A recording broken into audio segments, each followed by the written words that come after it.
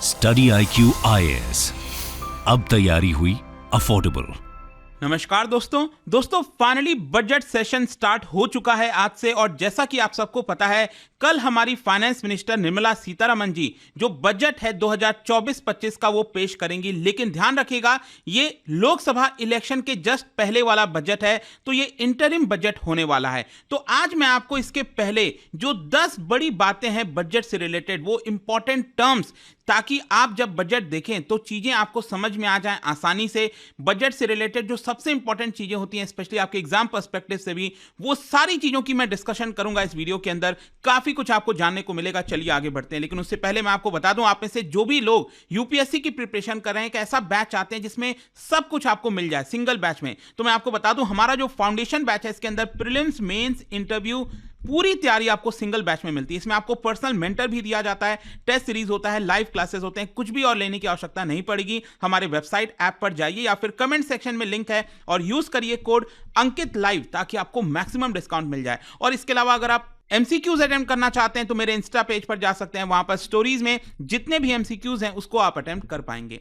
चलिए शुरुआत करते हैं और सबसे पहले ये देखते हैं कि क्या हमारे संविधान के अंदर बजट जो शब्द है क्या वो मेंशन है। जी नहीं, मैं आपको बता दूं, हम नॉर्मल आम भाषा में बजट शब्द का इस्तेमाल करते हैं कि चलो बजट आने वाला है। लेकिन मैं आपको बता दूं, संविधान के अंदर अगर आप देखोगे तो आर्टिकल 112 वहां पर लिखा हुआ है, the constitution requires the government to present to parliament a statement of estimated receipts and expenditure in respect of every financial year। मतलब जो फाइनेंशियल ईयर होता है 1 अप्रैल से 31 मार्च के बीच में, यहां पर सरकार को एनुअल फाइनेंशियल स्टेटमेंट जारी करना पड़ता है। तो बजट शब्द नहीं है, एनुअल फाइनेंशियल स्टेटमेंट है। तो एनुअल फाइनेंशियल स्टेटमेंट एक तरह से शॉर्ट डॉक्यूमेंट होता है, लगभग 10 पेज का आप कह सकते हैं, और उसको 3 पार्ट में डिवाइड किया जाता है। एक होता है कंसोलिडेटेड फंड, दूसरा कंटिजेंसी फंड और तीसरा पब्लिक अकाउंट।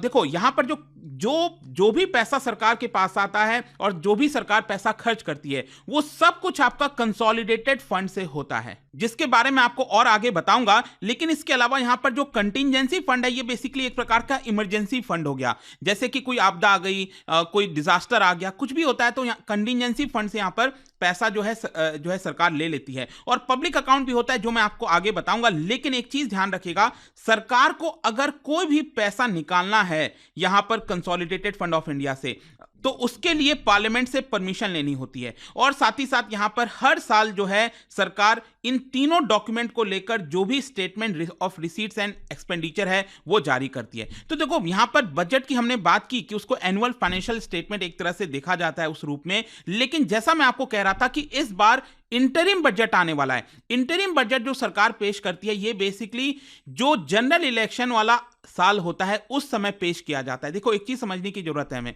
कि क्या है ना, कि मान लो अब लोकसभा का चुनाव होगा और इसका नतीजा आप कह सकते हैं मई के महीने में आएगा, तो ऑब्वियस सी बात है नई सरकार बनेगी। अब हो सकता है कि वापस से बीजेपी की सरकार बन जाए, या फिर हो सकता है जो कांग्रेस पार्टी या फिर जो थर्ड फ्रंट है वो आ जाए।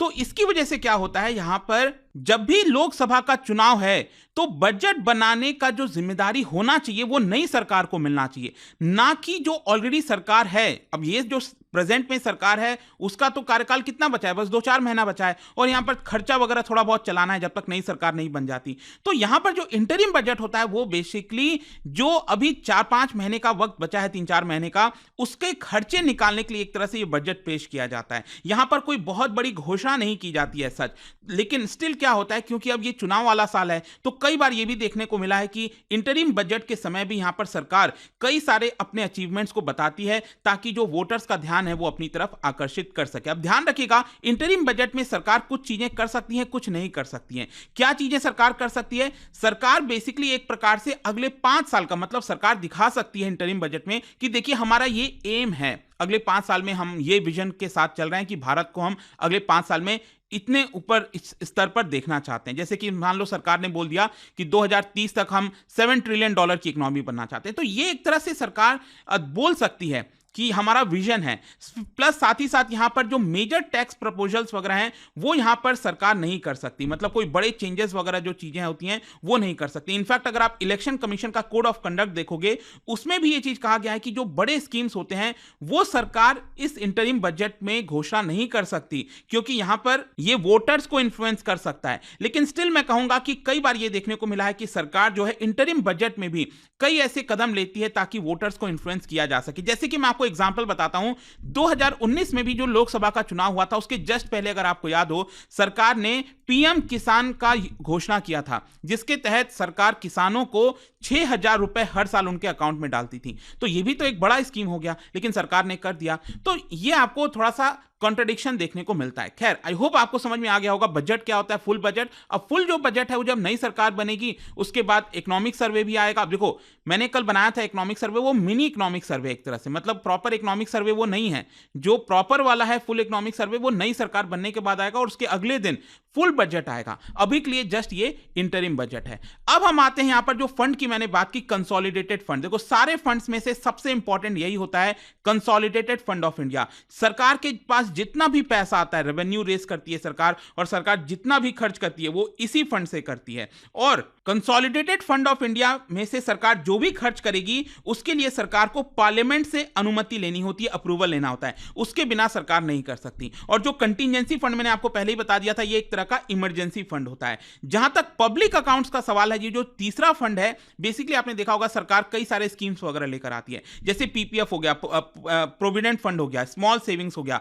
तो वो जो सारे पैसा सरकार पब्लिक से कलेक्ट करती है वो पब्लिक अकाउंट में चला जाता है, और जब पब्लिक को लौटाना होता है तो उसी अकाउंट से यहां पर सरकार जो है पब्लिक को वापस कर देती है। इसके लिए कोई जो पार्लियामेंट है उसकी कोई बहुत बड़ी मंजूरी या ऐसा कोई बड़ा कदम नहीं लेना है, यह आसानी से हो जाता है। तो यह पब्लिक अकाउंट हो गया।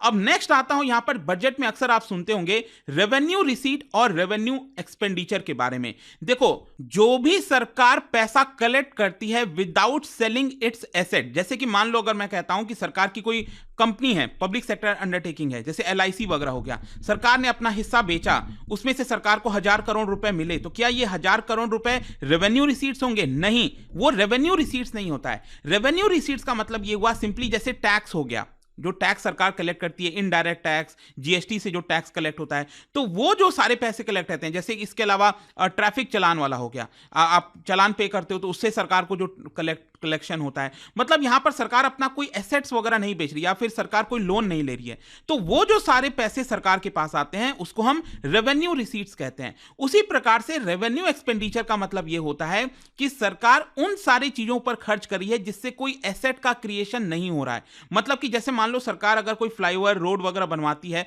तो वो तो एसेट हो गया ना। सरकार मान लो अगर किसी को उधार देती है तो वो भी एक तरह से एसेट माना जाता है कि वो सरकार को वापस मिलेगा। मतलब कि सरकार उन चीजों पर खर्चा कर रही है जिससे सरकार को ऐसा कोई रिटर्न नहीं आना है। जैसे कि जो गवर्नमेंट एम्प्लॉइज हो गए, अब सरकार उनको पैसा पे कर देती है, ऐसा तो है नहीं कि गवर्नमेंट एम्प्लॉइज कल वापस से उनको पैसा लौटा देंगे, राइट। तो ये जो भी खर्चा होता है सरकार बस खर्च कर देती है अलग अलग चीजों के ऊपर। पेंशन हो गया, अलग अलग एक्सपेंडिचर जो हो गए जैसे सैलरी वगैरह मैंने आपको बताया, सब्सिडीज हो गया, इंटरेस्ट पेमेंट हो गया, वो सारी चीजें आपका रेवेन्यू एक्सपेंडिचर में आते हैं। तो रेवेन्यू रिसीट्स और रेवेन्यू एक्सपेंडिचर ध्यान रखिएगा। अब इसका जस्ट उल्टा कैपिटल रिसीट और कैपिटल एक्सपेंडिचर क्या होता है? मतलब मान लो सरकार ने लोन लिया, अब सरकार के ऊपर लायबिलिटी हो गई, मान लो सरकार ने 500 करोड़ का उधार ले लिया पब्लिक से, तो ये क्या होता है? Capital receipt. देखो, रिसीट्स का मतलब पैसा आना, एक्सपेंडिचर का मतलब पैसा जाना, ये तो आप सबको पता है। तो यहां पर मान लो इनफैक्ट इसके अलावा सरकार की कोई पब्लिक सेक्टर अंडरटेकिंग है, एलआईसी का शेयर है, सरकार ने बेचा थोड़ा सा, उससे सरकार को 1,000 करोड़ रुपए है, तो उसको हम कहेंगे कैपिटल रिसीट्स। मतलब सरकार ने अपना एसेट बेचा ना, तो वो सारी चीजें कैपिटल रिसीट होती हैं। और इसके साथ साथ कैपिटल एक्सपेंडिचर का मतलब होता है कि सरकार उन चीजों पर खर्चा कर रही है जिससे एसेट का निर्माण हो रहा है, रोड्स, फ्लाईओवर, राइट, कोई पॉन्ड कहीं पर बनाया, या फिर सरकार किसी को पैसे उधार दे रही है, राज्य सरकार को उधार दे रही है पैसे, तो वो जो सारी चीजें होती हैं वो आपका कैपिटल एक्सपेंडिचर के अंदर आता है। और ध्यान रखिएगा कैपिटल एक्सपेंडिचर बहुत इंपॉर्टेंट होता है। खैर, मैं आपको इसके बारे में और आगे बताऊंगा, लेकिन नेक्स्ट हम देखते हैं यहां पर रेवेन्यू डेफिसिट के बारे में। रेवेन्यू डेफिसिट का सिंपल अर्थ ये हुआ, जैसे मैंने आपको रेवेन्यू रिसीट्स और रेवेन्यू एक्सपेंडिचर बताया। अब मान लो रेवेन्यू रिसीट सरकार का कितना है, मान लो 500 करोड़ रुपए है, मतलब सरकार के पास पैसा आ रहा है, और सरकार रेवेन्यू एक्सपेंडिचर कितना कर रही है, ये कर रही है 700 करोड़ रुपए।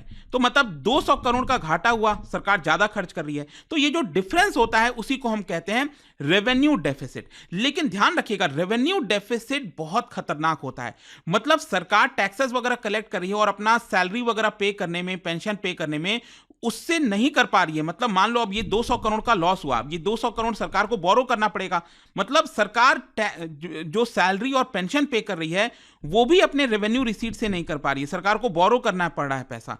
तो ये बहुत खतरनाक होता है सर। मतलब कोशिश ये करना चाहिए कि कम से कम ये जीरो हो, रेवेन्यू रिसीट्स और रेवेन्यू एक्सपेंडिचर जो है, मान लो अगर रिसीट्स 500 करोड़ है तो एक्सपेंडिचर 500 करोड़ से ज्यादा नहीं होना चाहिए, ये कोशिश होनी चाहिए। ठीक है, तो जब ये डेफिसिट होता है उसी को हम रेवेन्यू डेफिसिट कहते हैं, और ये बहुत डेंजरस होता है। रेवेन्यू डेफिसिट जितना ज्यादा बढ़ेगा, मतलब आप समझिए उतना ज्यादा खतरनाक होगा। तो ध्यान रखिएगा, जब आप बजट देखेंगे तो इस पर फोकस रखिएगा कि रेवेन्यू डेफिसिट कितना है। अब नेक्स्ट जो होता है फिस्कल डेफिसिट। देखो, रेवेन्यू डेफिसिट में मैंने सिर्फ रेवेन्यू रिसीट्स और रेवेन्यू एक्सपेंडिचर को काउंट किया था, लेकिन जो फिस्कल डेफिसिट होता है ना, इसमें सारे रिसीट्स और एक्सपेंडिचर को काउंट कर दिया जाता है, चाहे वो कैपिटल हो, कैपिटल रिसीट्स हो, रेवेन्यू रिसीट्स हो, कैपिटल एक्सपेंडिचर हो, वो सारी चीजें हम देखते हैं ना। जैसे कि मान लो सरकार के पास टोटल पैसा बोरोइंग से, टैक्सेस से, मान लो सरकार के पास 1000 करोड़ रुपए आए, ठीक है, और सरकार टोटल खर्चा कितना कर रही है, ये कर रही है आपका 1300 करोड़ रुपए। तो यहां पर लॉस कितना हो रहा है, 300 करोड़ का। तो ये जो 300 करोड़ है इसको हम कहते हैं फिस्कल डेफिसिट। ठीक है, अब फिस्कल डेफिसिट यूजुअली क्या होता है, उसको परसेंटेज ऑफ जीडीपी बताया जाता है। जैसे कि आप देख सकते हो कि हमारा कोविड के पहले हम बहुत अच्छे ट्रैक पर जा रहे थे। कोविड के पहले अगर आप देखोगे तो हमारा जो फिस्कल डेफिसिट है वो करीब 4% के नीचे चल रहा था। आप देख सकते हैं क्लियरली 4% के नीचे चल रहा था, जो कि एक अच्छी बात है। 4% ऑफ जीडीपी चल रहा था। लेकिन क्या हुआ, कोविड आ गया अचानक से। कोविड आने की वजह से सरकार के पास टैक्सेस नहीं आ रहा था, सरकार यहां पर जो है टैक्स नहीं कलेक्ट कर पा रही थी, बहुत सारा पैसा नहीं आ पा रहा, जिसकी वजह से सरकार को बोरो करना पड़ गया। और ये बोरोइंग की वजह से आप देखिए अचानक से 4% से ये बढ़कर चला गया लगभग 9% के आसपास, 9% के आसपास। और फिर वहां से वापस से अब सरकार फिस्कल डेफिसिट को कम करना चाह रही है। तो फिस्कल डेफिसिट जितना कम हो उतना ज्यादा अच्छा होता है। अब देखिए 2023-24 का जो अभी करंट फाइनेंशियल ईयर चल रहा है, इसमें हम 5.9% पर आने वाले हैं। लेकिन ये फर्दर गिराकर जो अगला वाला जो ये सरकार बजट लाएगी, इसमें सरकार का एम होगा कि इसको फर्दर गिरा के 5% पर लाया जाए, 5.2% पर लाया जाए, मतलब फिस्कल डेफिसिट को कम किया जाए। तो फिस्कल डेफिसिट आई होप आपको समझ में आ गया होगा। देखो प्राइमरी डेफिसिट क्या होता है, अब क्या होता है ना, मान लो सरकार जो भी बोरो कर रही है, सरकार को इंटरेस्ट भी पे करना है। अब आप सोचिए आजादी के बाद से लेकर सरकार ने कितना सारा पैसा बोरो किया होगा। तो सरकार बोरो करती जाती है, उसमें से थोड़ा बहुत रिटर्न भी करते जाती है जब मैच्योरिटी होता है। लेकिन क्या होता है कि सरकार के ऊपर जो कर्ज है वो हर साल दर साल बढ़ता जाता है, क्योंकि हर साल जो भी बजट आता है, अगर आप उसमें नोटिस करोगे, सरकार का एक्सपेंडिचर हमेशा रेवेन्यू से ज्यादा होता है, रिसीट से ज्यादा होता है सरकार का एक्सपेंडिचर। तो इसी की वजह से साल दर साल सरकार के ऊपर कर्ज बढ़ता जाता है। तो सरकार ने जितना भी अभी तक कर्ज लिया है उस पे जो इंटरेस्ट पे कर रही है, तो उसमें क्या करना होता है कि सरकार का जितना भी बोरोइंग है, फॉर एग्जांपल मैंने अभी आपको क्या बताया था, फिस्कल डेफिसिट सरकार का यहां पर कितना था, 300 करोड़ रुपए। ठीक है, ये सरकार का फिस्कल डेफिसिट था, मतलब ये 300 करोड़ रुपए सरकार बोरो कर रही है। अब इसमें देखिए सरकार को जो इंटरेस्ट पे करना है, मतलब सरकार ने इतने सालों में जो भी बोरोइंग की है उसके ऊपर जो इंटरेस्ट पे करना है, तो मान लो सरकार को इंटरेस्ट पे करना था 200 करोड़ रुपए, तो एक्चुअली जो 300 करोड़ सरकार बोरो कर रही है उसमें से 200 करोड़ कहां चले गए, 200 करोड़ तो सिर्फ इंटरेस्ट पेमेंट में चले गए। तो इसीलिए प्राइमरी डेफिसिट हो गया आपका 100 करोड़। तो प्राइमरी डेफिसिट एक्चुअल डेफिसिट को दिखाता है, क्योंकि 300 करोड़ ऐसे दिख तो रहा है कि सरकार ने बोरो किया है, लेकिन एक्चुअल में सरकार 200 करोड़ तो सिर्फ इंटरेस्ट पेमेंट में चुका दे रही है, और इसीलिए 100 करोड़ का ही यहां पर प्राइमरी डेफिसिट है। अगेन इस चार्ट में आप देख सकते हो सबसे ज्यादा हमेशा आपको फिस्कल डेफिसिट देखने को मिलेगा, ये आपको फिस्कल डेफिसिट देखने को मिल रहा है। फिर ये रेड कलर वाला आपको रेवेन्यू डेफिसिट देखने को मिल रहा है। फिर उसके बाद ग्रीन कलर वाला ये इफेक्टिव रेवेन्यू डेफिसिट, और जो ब्लू कलर है ये आपको प्राइमरी डेफिसिट देखने को मिल रहा है। ठीक है, तो ये सारी चीजों को आपको ध्यान रखना चाहिए। अब लास्ट में जाने से पहले एक और चीज है, अक्सर बजट के समय आपको देखने को मिलता होगा बजट एस्टीमेट और रिवाइज्ड एस्टीमेट के बारे में। देखो बजट एस्टीमेट और रिवाइज्ड एस्टीमेट का मतलब ये होता है, जैसे कि मान लो अभी सरकार जो बजट पेश करेगी वो कौन से साल के लिए है, ये है 2024 और 25 वाले फाइनेंशियल ईयर के लिए। तो यहां पर सरकार एस्टीमेट करती है, बजट एस्टीमेट। तो 2024-25 के लिए मान लो अगर मैं कहता हूं कि सरकार ने मनरेगा के लिए, MGNREGA जो मनरेगा वाला स्कीम है उसका मान लो सरकार ने उसके लिए 100 करोड़ रुपए अलॉट किए हैं, कहा है कि हम 2024-25 में 100 करोड़ रुपए खर्च करेंगे, तो वो क्या कहलाएगा? वो कहलाएगा बजट एस्टिमेट। लेकिन अब जो करंट फाइनेंशियल ईयर चल रहा है 2023-24 वाला जो अभी चल रहा है, इसमें भी तो पिछले साल सरकार ने कुछ एस्टिमेट रखा होगा। तो पिछले साल सरकार ने कहा था कि हम 80 करोड़ रुपए खर्च करेंगे, लेकिन अभी जब निर्मला सीतारमण जी जब बजट अनाउंस करेंगी तो उसमें बताएंगे कि क्या वो 80 करोड़ खर्च हुआ है कि नहीं हुआ है, या फिर हो सकता है ये 90 करोड़ खर्च किया हुआ हो। तो ये जो 90 करोड़ है वो रिवाइज्ड एस्टिमेट हो गया, मतलब जो हमने सोचा उससे थोड़ा सा कम या ज्यादा हुआ, उसको हम रिवाइज्ड एस्टिमेट कहते हैं। तो ये हो जाता है आपका बजट एस्टिमेट और रिवाइज्ड एस्टिमेट। तो ये 10 कुछ इंपॉर्टेंट टर्म्स थे जो कि बजट के पहले आपके लिए जानना जरूरी होता है, इसलिए मैंने आपको बता दिया। और जाने से पहले एक इंटरेस्टिंग क्वेश्चन, क्या बता सकते हो कि कौन से बजट में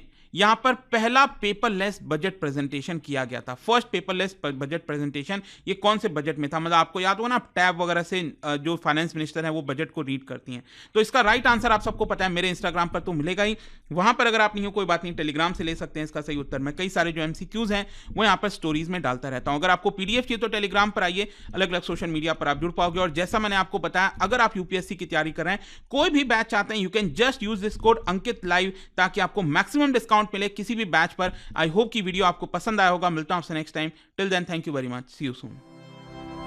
स्टडी IQ IAS, अब तैयारी हुई अफोर्डेबल।